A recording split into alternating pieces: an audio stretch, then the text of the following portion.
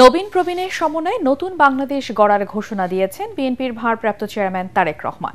শাহবাগে ছাত্রদলের সমাবেশে ভার্চুয়ালি দেয়া বক্তব্যে তিনি বলেন, স্বাধীনতার ৫৪ বছর পর বাংলাদেশের জনগণ আর বিভেদ প্রতিহিংসার রাজনীতি চায় না।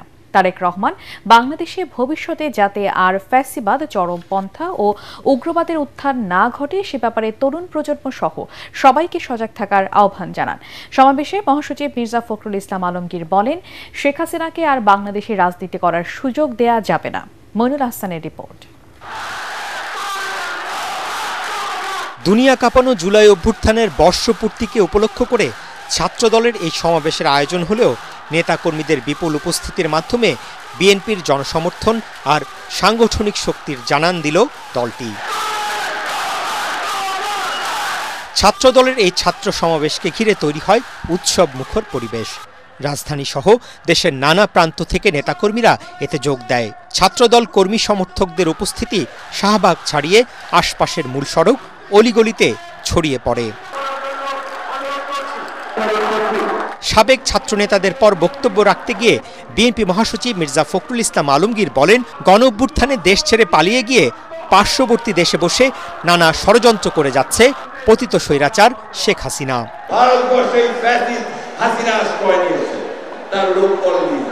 সেখান থেকে সে মাঝে মাঝেই হুমকি দিচ্ছে যে তারা বাংলাদেশে আক্রমণ করবে। তার শুধু তাই নয়, এখানে তারা বিভিন্নভাবে গোলযোগ সৃষ্টি করার চেষ্টা করছে। আজকের এই সমাবেশ থেকে আমাদেরকে শপথ নিতে হবে যে আমরা কোনোদিনই আমরা ফ্যাসিস্ট হাসিনাকে আর এই দেশে রাজনীতি করার কোনো সুযোগ দিব না। গণ আন্দোলনের শহীদদের স্মরণ করে লন্ডন থেকে ভার্চুয়ালি বক্তব্যে দলের ভারপ্রাপ্ত চেয়ারম্যান তারেক রহমান বলেন, বাংলাদেশের মানুষ আর বিভেদ প্রতিহিংসার রাজনীতি চায় না, জবাবদিহিমূলক ও জনগণের জীবনমান উন্নয়নের রাজনীতি দেখতে চায়। স্বাধীনতার ৫৪ বছর পার হয়েছে। বাংলাদেশ এখন একটি পরিণত দেশ। এই পরিণত বাংলাদেশে বাংলাদেশের জনগণ আর বিভেদ, বিরোধ, প্রতিহিংসা, প্রতিশোধের রাজনীতি তারা চায় না। রাজনৈতিক দলগুলোকে এ কারণেই জনগণের কাছে সেভাবে জবাবদিহি করতে হবে। রাজনৈতিক দলগুলোর কাছে জনগণ চায় রাজনীতির গুণগত পরিবর্তন। শিক্ষার্থী, তরুণ যুবকদের জন্য বিএনপির ভবিষ্যৎ পরিকল্পনার নানা দিক উঠে আসে তারেক রহমানের বক্তব্যে। এ সময় তরুণ যুবকদের কাছে ধানের শীষে ভোট চান বিএনপির ভারপ্রাপ্ত চেয়ারম্যান। প্রবীণ যারা, তাদের এই অভিজ্ঞতা, পরামর্শ আর তোমাদের বিচক্ষণ এবং বুদ্ধিদীপ্ত ভূমিকায় নির্মিত হবে ইনশাআল্লাহ আগামী দিনের বাংলাদেশ, লাখো শহীদের আকাঙ্ক্ষার বাংলাদেশ। নেতাকর্মী সহ দেশবাসীকে সতর্ক করে দিয়ে বিএনপির ভারপ্রাপ্ত চেয়ারম্যান বলেন, দেশের বিরুদ্ধে নানা ষড়যন্ত্র চলছে, সবাইকে ঐক্যবদ্ধ থাকতে হবে। প্রিয় ভাই বোনেরা, দেশকে তাবেদার রাষ্ট্রে পরিণত করে রাখতে বিগত ১.৫ দশকে ফ্যাসিস্ট চক্র দেশের শিক্ষা ব্যবস্থাকে ধ্বংস করে দিয়েছিল, যার সাক্ষী তোমরা নিজেরাই। নানা অপকৌশলে আশ্রয় নিয়েছিল। শিক্ষার্থীদের নিরাপত্তা নিশ্চিত করার পরিবর্তে শিক্ষাঙ্গনকে সন্ত্রাসীদের নিরাপদ আস্তানা হিসেবে ব্যবহার করেছিল তারা। একজন মায়ের চোখে বাংলাদেশ যেমন, অর্থাৎ আগামী দিনে আমরা নবীন এবং প্রবীণ সবাই মিলে তেমন একটি বাংলাদেশ গড়তে চাই আমরা। ছাত্রদল নেতাকর্মীদের প্রতিটি বিশ্ববিদ্যালয়ের আবাসন সহ নানা সংকট ও সম্ভাবনার তথ্য সংগ্রহ করে বিএনপি নেতাদের কাছে তুলে ধরার নির্দেশ দেন তারেক রহমান। জুলাই চেতনাকে নস্যাৎ করার জন্য বড় ধরনের ষড়যন্ত্র চলছে জানিয়ে জামাতের নায়েবে আমির ডক্টর সৈয়দ আব্দুল্লাহ মোহাম্মদ তাহের বলেন, এসব ষড়যন্ত্র নিয়ে তারা আতঙ্কিত নন। তাদের আতঙ্ক জুলাই অভ্যুত্থানের বিশ্বাসঘাতকদের নিয়ে, যারা মৌলিক সংস্কার ছাড়া নির্বাচন চায় ও জুলাই সনদের আইনি স্বীকৃতি দিতে চায় না, তারাই বিশ্বাসঘাতক। রাজধানীর সোহরাওয়ার্দী উদ্যানে সাইমুম শিল্পগোষ্ঠী আয়োজিত জুলাই জাগরণ কালচারাল ফেস্টে এসব কথা বলেন তিনি। মিজান শাহজাহানের রিপোর্ট। আয়োজনের তৃতীয় দিনে জুলাই যোদ্ধাদের বয়ানে ফুটে ওঠে সেই সংকটময় মুহূর্তের দিনগুলোর কথা। জুলাই আন্দোলনের অন্যতম অংশীজন ইসলামী ছাত্র শিবিরের সভাপতি জাহিদুল ইসলাম বলেন, সম্মুখ যোদ্ধাদের মধ্যে ক্রেডিট নেওয়ার অসম লড়াই চলছে। জুলাই যোদ্ধা সাদিক কায়েমের মতে কাঙ্ক্ষিত বাংলাদেশের স্বপ্ন পূরণের লড়াই এখনো শেষ হয়ে যায়নি। মোনালিসা হেভি ফ্লো 15 পিস প্যাকেটের সাথে 8 পিসের একটি প্যাকেট একদম ফ্রি। রাজনৈতিক দলগুলো রয়েছে, তাদেরও প্রকৃত জুলাইকে চেতনাকে, জুলাইয়ের প্রেরণাকে ধারণ করার বেশ ঘাটতি আমরা লক্ষ্য করছি। অনেকের মাঝে এই জুলাইয়ের ক্রেডিট নিয়ে একটা অসুস্থ প্রতিযোগিতা আমরা লক্ষ্য করছি। শহীদরা যে জন্য জীবন দিয়েছে একটি বৈষম্যহীন ইনসাফ ভিত্তিক বাংলাদেশ বিনির্মাণ করা, সেই বাংলাদেশ বিনির্মাণ করার আগ পর্যন্ত আমরা আমাদের লড়াই চালিয়ে যাব ইনশাআল্লাহ। অনুষ্ঠানে প্রধান অতিথি জামাতের নায়েবে আমির ডাক্তার সৈয়দ আব্দুল্লাহ মোহাম্মদ তাহের বলেন, জুলাই যোদ্ধাদের মূল্যায়নে ব্যর্থ হয়েছে সরকার ও রাজনৈতিক দলগুলো। বড় ধরনের চক্রান্তের আশঙ্কার কথাও জানান তিনি। ষড়যন্ত্রকারীরা দূর থেকে ষড়যন্ত্র করে, কাছ থেকে করে আমরা বুঝতে পারি, আমরা সাবধান থাকি, কিন্তু নিজের মানুষ, কাছের মানুষের জন্য বিশ্বাসঘাতকতা করে, সেটাকে মোকাবেলা করা অনেক সময় কঠিন হয়ে যায়। যারা সংস্কারের আইনি ভিত্তির প্রয়োজনীয়তা অনুভব করে না, তারাই নির্বাচন বিরোধী, তারাই নির্বাচনকে বানচাল করতে চায়, তারাই জেনে তেনে নির্বাচন করে বাংলাদেশকে আবার পিছিয়ে সেই 15 বছরের জঞ্জালের আবর্জনায় দেশকে নিয়ে যেতে চায়। তিনি বলেন, মৌলিক সংস্কার ও জুলাই সনদের আইনি স্বীকৃতিতে বাধা দিলে তাদের বিশ্বাসঘাতক হিসাবে চিহ্নিত করা হবে। সরকারকে বলবো, যেখানে যেখানে প্রয়োজন সংস্কারের, সেইটি নির্দ্বিধায় করতে হবে। কোন দল মানে, কোন দল মানে না, বাংলার জনগণ এটা শুনতে চায় না। দেশে একটি সুষ্ঠু গণতান্ত্রিক নির্বাচন করার জন্যে যা কিছু প্রয়োজন, এই সরকারকে সেটি করতে হবে। না হলে জনগণের সাথে বিশ্বাসঘাতকতা হিসাবে, শহীদদের সাথে বিশ্বাসঘাতক হিসাবে ইতিহাস আপনাদেরকে চিহ্নিত করবে। আলোচনা সভা শেষে কালচারাল ফেস্টে বিভিন্ন ক্যাটাগরিতে বিজয়ীদের পুরস্কৃত করেন আয়োজকরা। জুলাই অভ্যুত্থানের বর্ষপূর্তিতে সেকেন্ড রিপাবলিক ও নতুন বাংলাদেশে 24 দফা ইশতেহার ঘোষণা করেছে জাতীয় নাগরিক পার্টি এনসিপি। কেন্দ্রীয় শহীদ মিনারে আয়োজিত সমাবেশে পরিবারতন্ত্র ও ফ্যাসিবাদী ব্যবস্থার বিলোপের মাধ্যমে নতুন রাষ্ট্র গঠনের অঙ্গীকারের কথা জানান দলের আহ্বায়ক নাহিদ ইসলাম। সমাবেশে জুলাই গণ অভ্যুত্থানে শহীদ পরিবারের সদস্য ও আহতরাও অংশ নেন। আশিকুর রহমানের রিপোর্টে বিস্তারিত।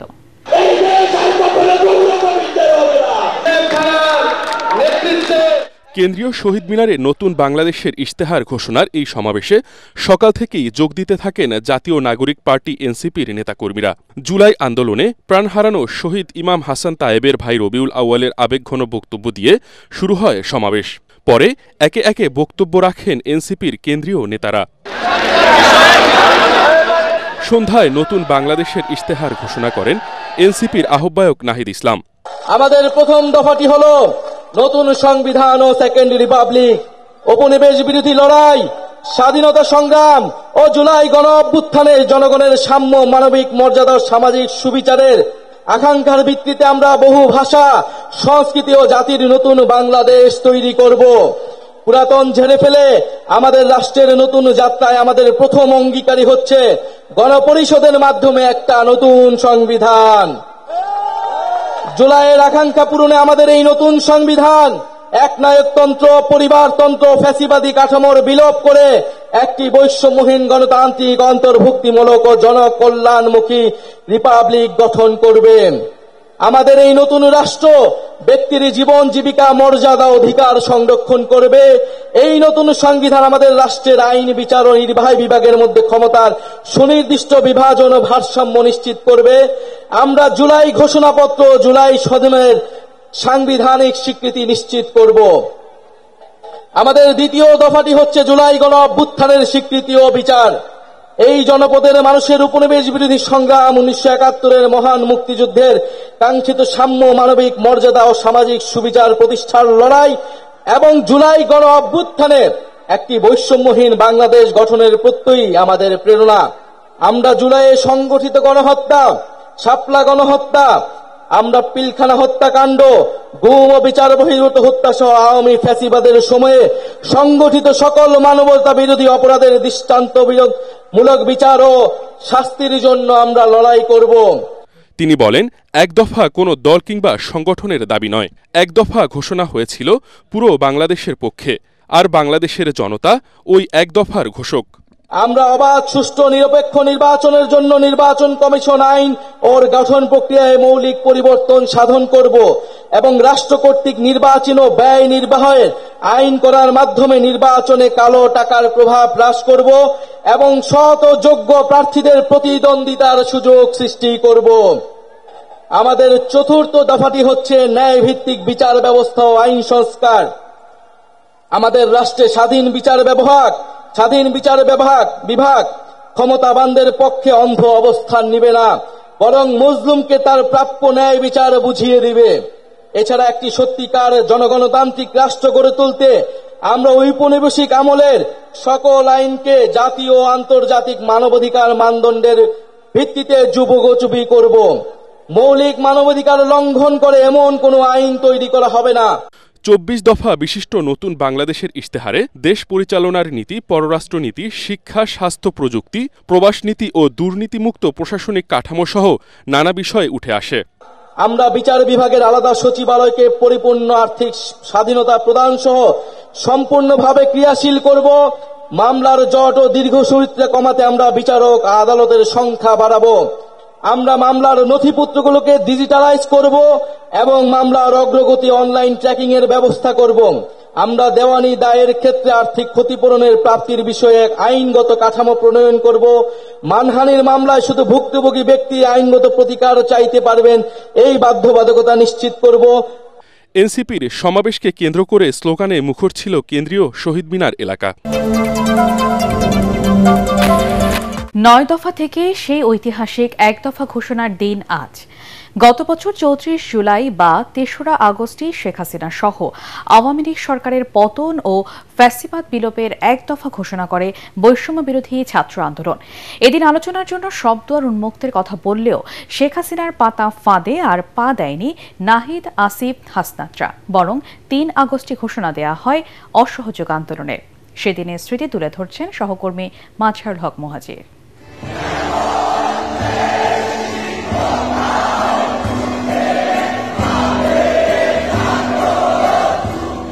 প্রায় ৫৬,০০০ বর্গমাইলের গোটা বাংলাদেশ যেন সেদিন এক বিন্দুতে মিলিত হয় কেন্দ্রীয় শহীদ মিনারে। ৩ আগস্ট ২০২৪। শিক্ষার্থীদের কোটা সংস্কার আন্দোলন রূপ নেয় ফ্যাসিবাদ বিরোধী আন্দোলনে। ছাত্র থেকে শিক্ষক, রিকশাওয়ালা থেকে নায়ক কিংবা গায়ক, সব ভেদাভেদ ভুলে আওয়াজটা সেদিন ছিল এক। কেন্দ্রীয় শহীদ মিনারে একে একে হাজির নাহিদ, আসিফ সহ বিভিন্ন ছাত্র সংগঠনের নেতাকর্মী আর ছাত্র জনতা। মাইক্রোফোন হাতে নিয়েই ৯ দফাকে ভেঙে এক দফার ঘোষণা দেন বৈষম্য বিরোধী ছাত্র আন্দোলনের অন্যতম সমন্বয়ক নাহিদ ইসলাম। যেই সরকার ছাত্র নাগরিকদের জীবনের নিরাপত্তা দিতে পারে না, আমরা সেই সরকার চাই না। আমাদের এক দফাটি হলো শেখ হাসিনা সহ এই সরকারের পতন এবং ফ্যাসিবাদের বিলোপ। এদিন ঘোষণা আসে সারা দেশে ৪ আগস্ট থেকে অসহযোগ আন্দোলনেরও। আমাদের অসহযোগ আন্দোলনের আওতামুক্ত থাকবে হাসপাতাল, ফার্মেসি, জরুরি পরিবহন সেবা। তারা যদি বসতে চায় আমার সঙ্গে এই আন্দোলনকারীরা। লাশের ওপর রাজনীতি করা শেখ হাসিনার আওয়ামী লীগ তখনও আলোচনার জন্য দরজা খোলার কথা জানান। গণভবনের দরজা খোলা, যখনই এই আন্দোলনকারীরা কথা বলতে চায়, আলোচনা করে সমাধান করতে চায়, আমি তাদের সাথে নিজেই বসতে রাজি। কিন্তু ছাত্র সমাজ যে তাদের লাল কার্ড দেখিয়ে দিয়েছে তারও বহু আগেই। অপেক্ষাটা শুধু ছিল বিদায়ের।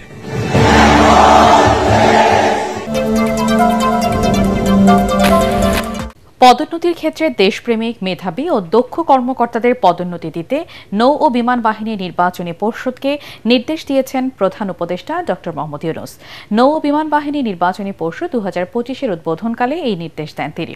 নৌবাহিনীর সদর দপ্তরে আয়োজিত অনুষ্ঠানের শুরুতে মাইলস্টোন স্কুলে মর্মান্তিক বিমান দুর্ঘটনায় নিহতদের স্মরণে ১ মিনিট নীরবতা পালন করা হয়। বক্তব্যের শুরুতে মহান মুক্তিযুদ্ধে আত্মোৎসর্গকারী সশস্ত্র বাহিনীর বীর সদস্য সহ মুক্তিকামী বীর মুক্তিযোদ্ধাদের স্মরণ করেন প্রধান উপদেষ্টা।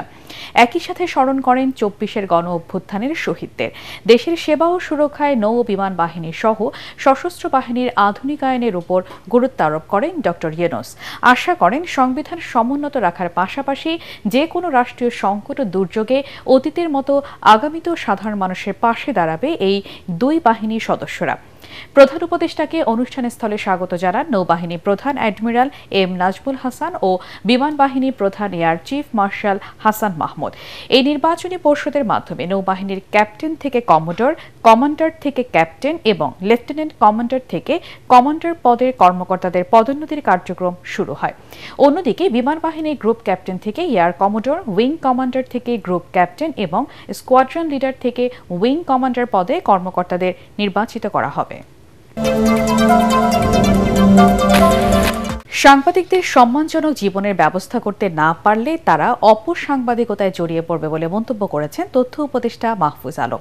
বিকেলে তথ্য ভবনে জুলাই গণঅভ্যুত্থানে শহীদ ও আহত সাংবাদিকদের সম্মাননা অনুষ্ঠানে তিনি এই মন্তব্য করেন।